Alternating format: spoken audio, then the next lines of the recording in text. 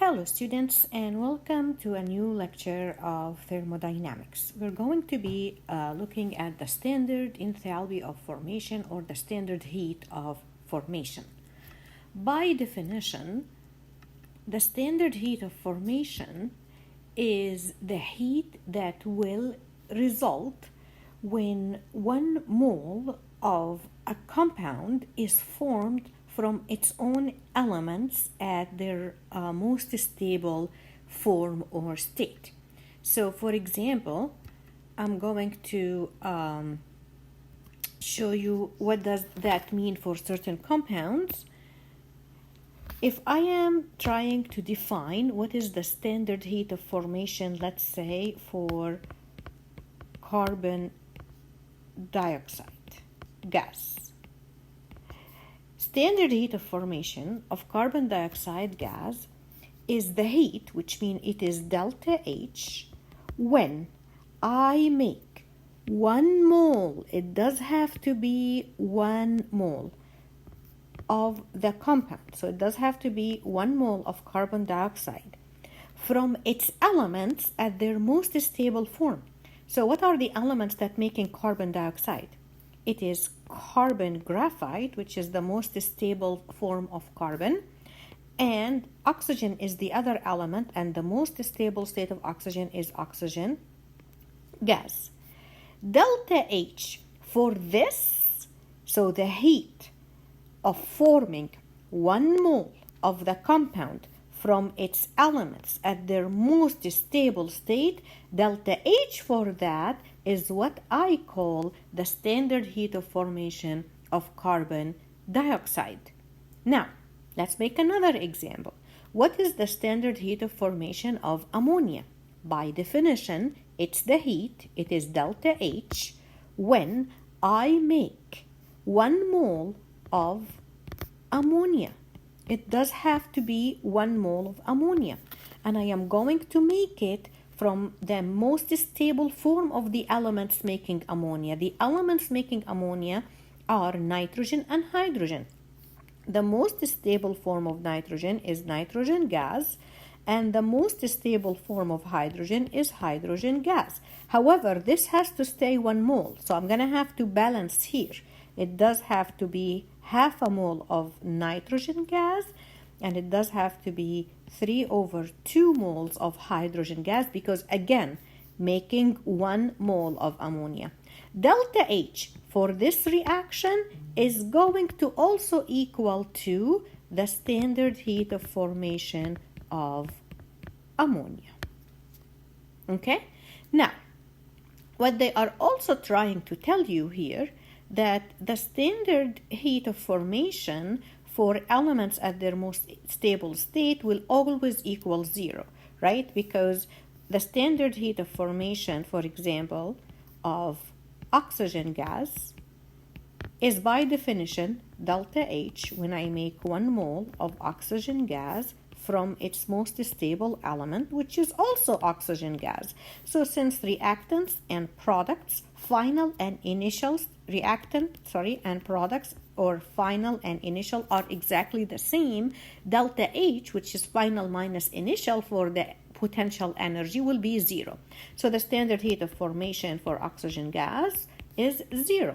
The standard heat of formation of carbon graphite or solid is also 0.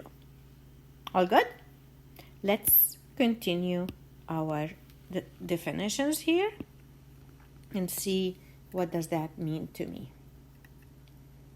Now, I am going to use the standard heat of formation to be able to calculate delta H for different reactions. So let's say I have a reaction, and this reaction was not a reaction I can put in a calorimeter. And if I can't put it in a calorimeter, then I can't calculate delta H by heat gain equal negative heat loss. But I can use the standard heat of formation to calculate delta H, because remember, this whole chapter is about calculating the heat of the reactions. The first method we learned is about using the calorimeter. The second method we are using today is the standard heat of formation. So how am I going to do that? We learned that the standard heat of a reaction is the heat of the final minus the heat of the product. So, the heat of the final minus the heat of the initial, or the heat of the products minus the heat of reactants. So, delta H for any given reaction will equal to the sum of the standard heat of formation for product minus, because this is the final state, right? Products are final, minus the sum of the standard heat of formation of reactants, because these are the initial, right? So now we are going to see how would that translate. If I have a generic reaction, A reacts with B to give me C and D, the lowercase letters are expressing coefficients, because when we balance the reaction, coefficients are how many moles are involved for each reactant and each product. Then heat of reaction will be, you are going to multiply the coefficient for the standard heat of formation. So for example, if small c was 2 moles, then 2 times the standard heat of formation of C, plus the coefficient for the standard heat of formation of D. These together, we are going to subtract the sum of the standard heat of formation of the reactants. Here is a table that will always be provided to you when you are working on standard heat of formation problems, right? So in this sheet here, you will see the standard heat of formation for different compound, but please pay attention that the state has to be specified, because let's look here, the standard heat of formation of water liquid is different than the standard heat of formation of vapor or gas water, and so on. So we have to specify the physical state that we are looking at. Now, let's look at a question. Liquid benzene burns in air to produce carbon dioxide and liquid water. Calculate the enthalpy of the reaction. That's the first thing. How much heat in kilojoule is released per gram of benzene combusted? So let's look at this question together. They want the heat of the reaction, delta H. There is nothing in this tells me that I can use heat lost equals negative heat gained, because there is no change in temperature that's provided to me. So in this case, my brain should go, okay, the way I'm going to calculate delta H for this reaction has to be with the standard heat of formation. So the first thing I would like for you to do is identify the reaction that we're going to calculate delta H for. So you're going to have to combust benzene, which is burning benzene with oxygen gas, and that will oxidize carbon into carbon dioxide and oxidizes hydrogen into water. And it says liquid water, so it has to be liquid when I use the standard heat of formation. Next thing, I need to balance. So if I'm going to balance here, I'm going to have 6 carbon dioxide, 3 waters, and then when I'm going to count my oxygen, I have 12 here, and I have 3 and 12, that is 15, so that will be 15 over 2. Now, some of you might leave it, because remember, this, I'm not looking at atoms here, these are moles, right? And I can have 7.5 moles of anything. That is totally fine. So you have the option of either to keep it this way, or some of you would like to multiply by 2, which is totally fine. And in this case, you will have, and let's do it one by one. This 3 here will become 6, and the 6 here will become 12. The 15 over 2 will become just 15, and here we're gonna have 2. So I have a purpose to show you that, just in case you do this. why this is important. So now that I have a nice balanced equation, what I'm going to do next is to write my delta H of the reaction will equal the sum of the standard heat of formation of products minus the sum of the standard heat of formation of reactants. So now you're going to have to specify what are the products. So it will be 12 times the standard heat of formation of carbon dioxide plus 6 times the standard heat of formation of water, minus, for my reactant, it will be 2 times the standard heat of formation of benzene. Now, when we go to the table, we have to pull out these values. So I'm going to highlight these values: standard heat of formation of carbon dioxide, standard heat of formation of water, and standard heat of formation of benzene. Okay? Now, if you do so, then the value for the standard heat, it will be 12 times the standard heat of formation of carbon dioxide is negative 393.5 kilojoule per mole, plus 6 times the standard heat of formation of water is negative 285.8 kilojoule per mole, minus 2 times the standard heat of formation of benzene, which is negative 84.68 kilojoule per mole. So all is left right now for me is to perform the math. So let's do that. Alright, so I just realized that I did take this value wrong. The standard heat of formation of benzene is 49.0. Sorry for that. Now when I do my math, the answer that I'm gonna get, and I'm gonna put my answer here, first for a reason, is negative 6,339 kilojoule. So this is delta H. So if I have delta H here next to that equation, let me put a line here to separate. If I have delta H next to the equation, then delta H that will be written, or let me write it down actually to minimize any confusion here. So let me repeat and write the whole equation with delta H, okay?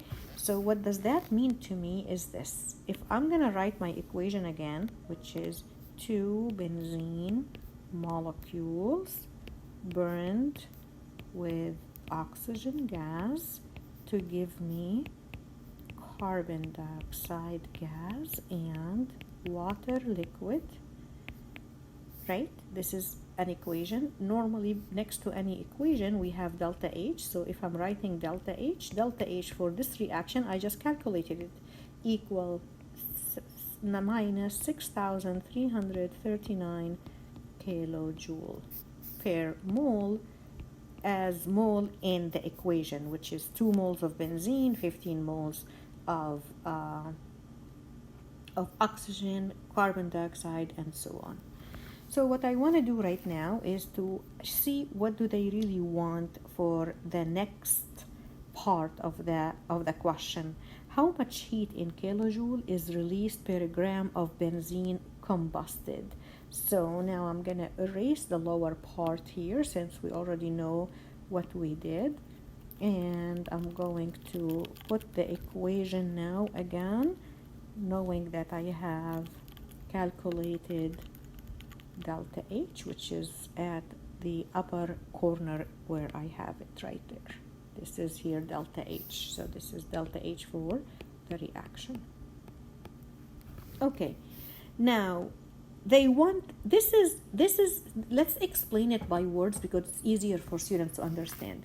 This is how much heat will come out when I combust 2 moles of benzene. Why am I saying that? Because my calculations, my math were based on 2 moles of benzene.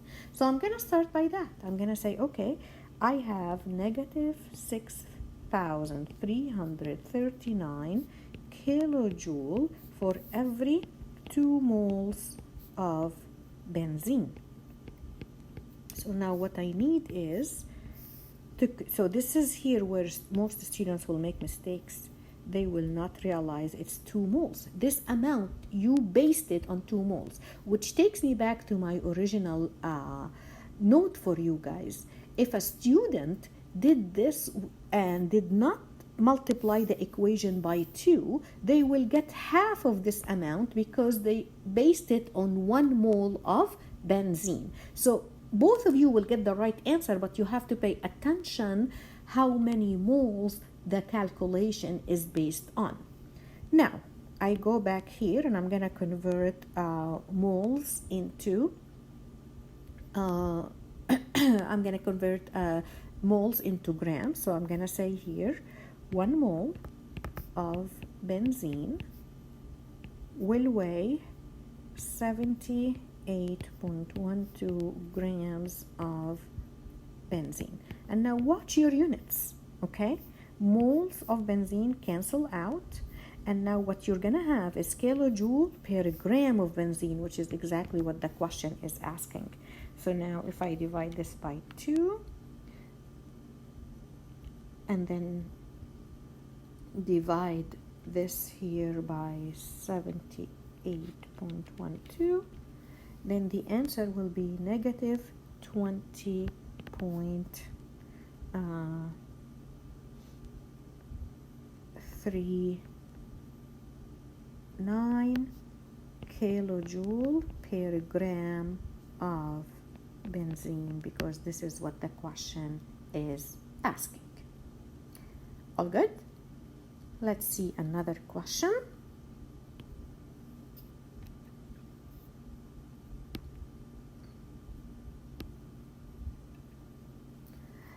Grams of ethane gas is completely combusted liquid water is formed. Calculate the heat of the reaction and how much heat in kilojoule is released during the combustion. So again, I need to have a balanced equation. So I'm gonna combust ethane gas into carbon dioxide and water. And what I am asked to calculate is delta H for this reaction, right? That's what I need. So what I have here, clearly I can't use the calorimetry. So what I'm gonna have to use, my standard heat of formation, but I need first to balance my equation. I'm gonna have 2 moles of carbon dioxide here, 3 moles of water, and now when I'm gonna balance oxygen, I have 4 and 3, that is 7/2. This time I'm just going to keep it as 7/2. Now, let's calculate the heat of the reaction. The heat of the reaction will equal the sum of the standard heat of formation of product minus the sum of the standard heat of formation of reactants. Now, let's do this. I have 2 times the standard heat of formation of carbon dioxide gas plus 3 times the standard heat of formation of liquid water minus the standard heat of formation of ethane. And now, even in the previous example, I didn't say anything about the standard heat of formation of oxygen because remember, the standard heat of elements at their most stable state equals 0, so that's why we don't include it. All right, so now let's work on our numbers. 2 times the standard heat of formation, negative 393.5 plus the standard heat of formation of water is 3 times negative 285.8 minus the standard heat of formation of ethane is negative 84.68 kilojoule per mole. So what I have to do right now is do the math.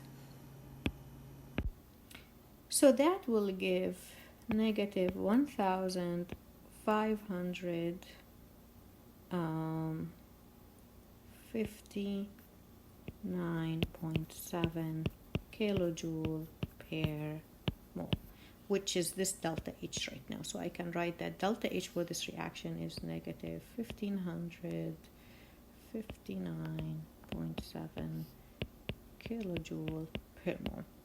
Okay, calculate the enthalpy released during this combustion. What do they mean by that? In this combustion, what you calculated is when you combust a mole of ethane. In this combustion, did they have a mole of ethane or did they combust a different quantity? Look at the question. They combusted different quantity, and that quantity is 50 grams of ethane. So if I have 50 grams of ethane, then I first need to convert that into moles to know what is an equivalent of 50 grams in mole, because I know the heat for 1 mole. So what is 50 grams in mole? So I'm going to say 1 mole of ethane has a molar mass, so I have 24 plus 6, that is 30. So that will be 30.08 grams of ethane. Now I know that I have 1,559.7 kilojoule for every 1 mole of ethane.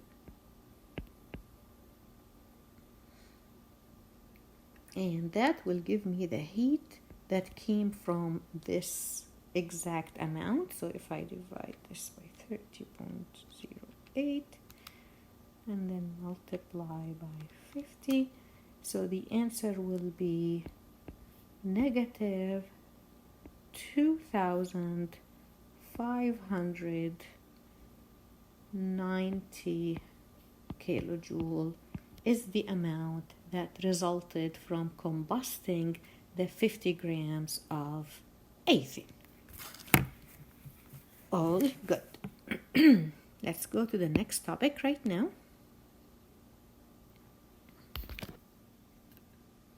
And our next topic is about Hess's law. And Hess's law is the change or waste on the change is the same whether the reaction takes place in one step or a series of steps. Now remember that. We talked at the beginning that energy is a state function. And by that what we meant that what really matters is where we start and where we end. It doesn't matter what path we take. So let me show you a special small little demonstration. Let's look at this example together. Calculate the standard enthalpy of formation of carbon disulfide liquid from its element using the following data. So now remember, there are 3 ways we have so far to calculate delta H. The first one is calorimetry. There is no change in temperature here, so it can't be like heat gained equal negative heat loss. There is a standard heat of formation, but in this case, we are not given the table in this question like that, and also there is multiple equations given to us. When they give me multiple equations, it means they want me to use Hess's law. So the first thing you need to figure out is the following. You want to ask yourself, what is delta H that I am calculating? And if you look at the question, what they want from you is this. the standard heat of formation of carbon disulfide. Here is where knowing the definition is extremely critical and important. So, the standard heat of formation for anything, it is delta H when I make 1 mole of that thing. In this case, it is carbon disulfide liquid, and I have to make it from its element at their most stable state. For carbon, it will be carbon graphite. And for sulfur, it will be sulfur rhombic. Now, I have to balance, so I'm going to put 2 sulfur here.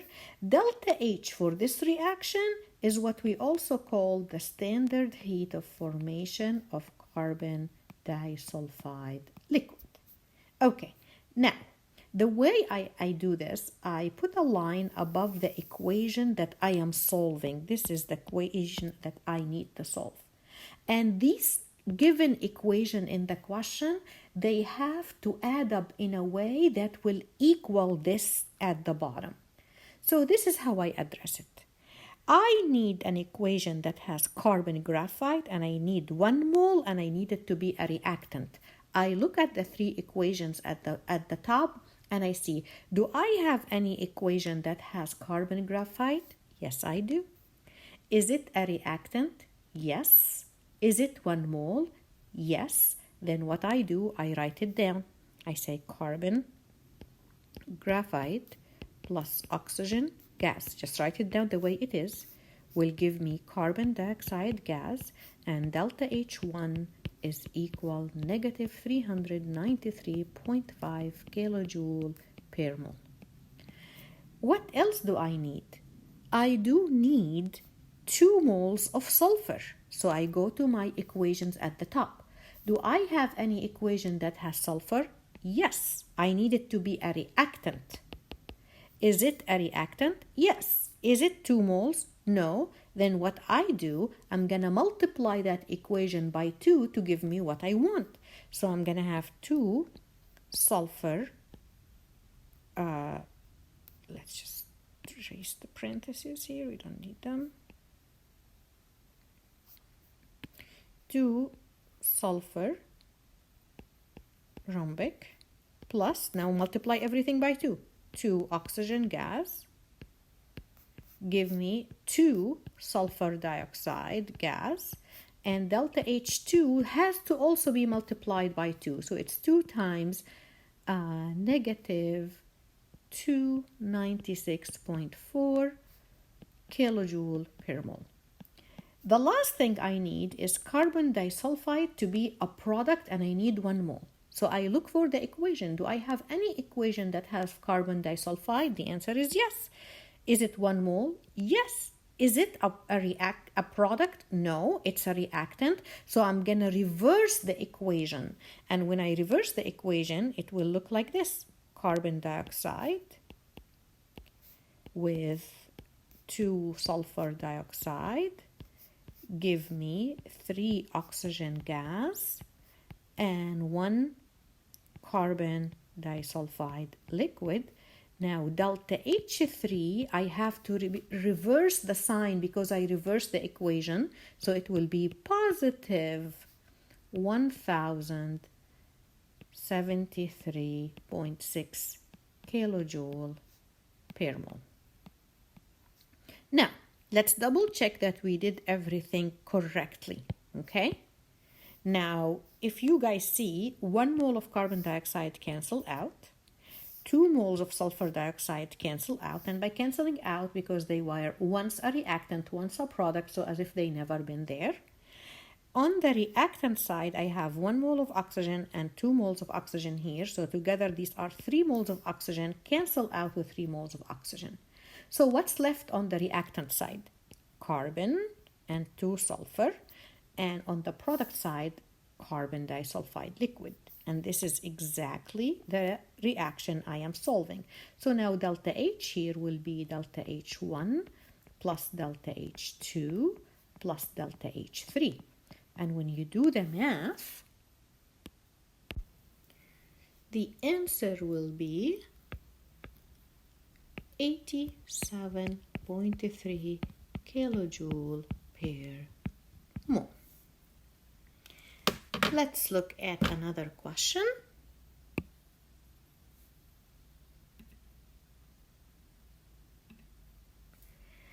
From the following heat of combustion, so I have a few heat of combustions here, calculate the heat of formation of methanol from its element. So again, first thing first, I need to identify the equation I am solving for, which is the standard heat of formation.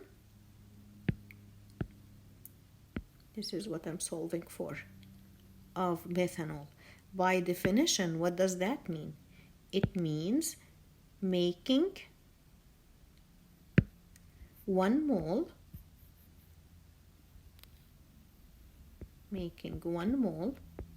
of methanol from its element at their most stable state. What are the elements? Carbon is graphite carbon, plus I need hydrogen, which is H2. There are 4 of them in the molecule, so I'm going to have 2 hydrogen gas, plus oxygen. I need 1, but oxygen, the most stable state is oxygen gas, and I'm going to need half of that.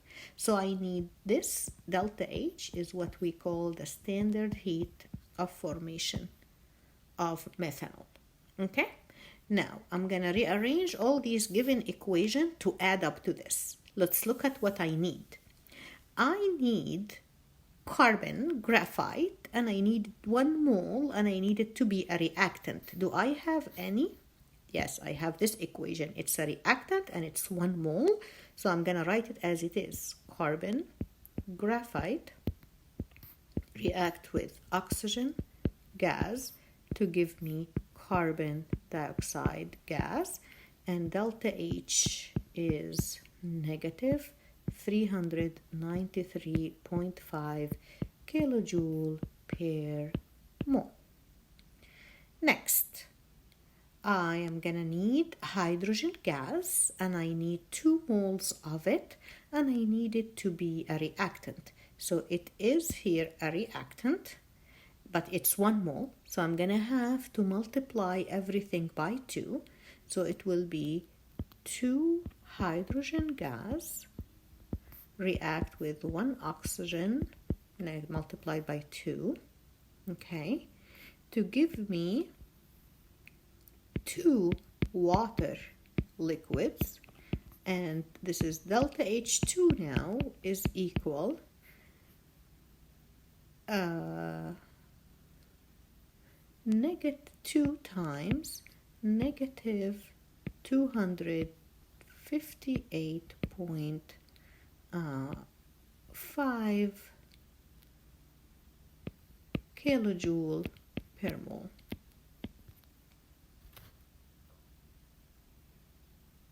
Okay. Next, I'm going to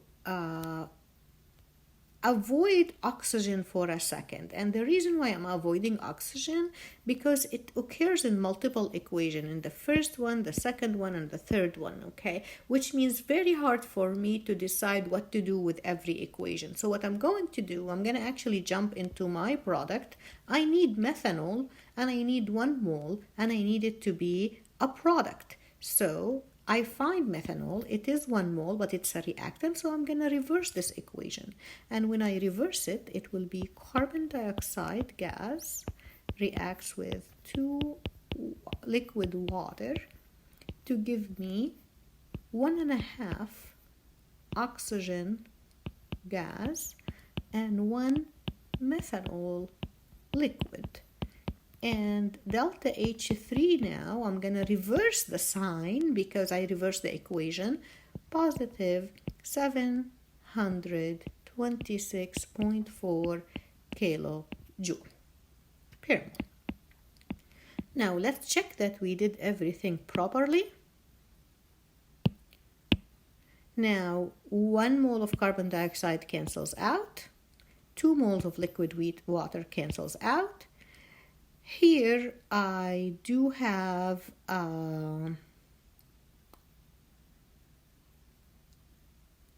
let's see, I do have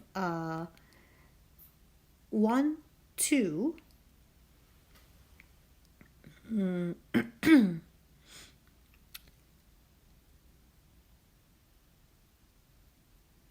let's see, what do I have here?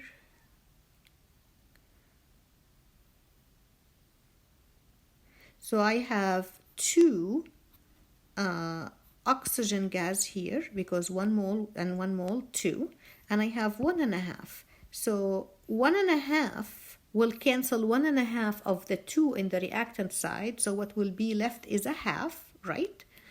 And I also have the methanol left on the product side.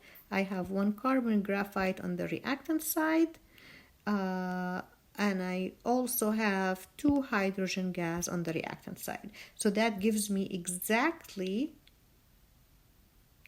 this will cancel out, and I'm gonna have a half left here. So that gives me exactly the equation that I really need to solve. So now all I have to do is to do the math here. So I have negative 393.5, and I'm gonna add to that the 2 times 2, negative 258.5, and to that we are going to add 700, or is it 726.4, and the answer will be negative 184.1 kilojoule per mole.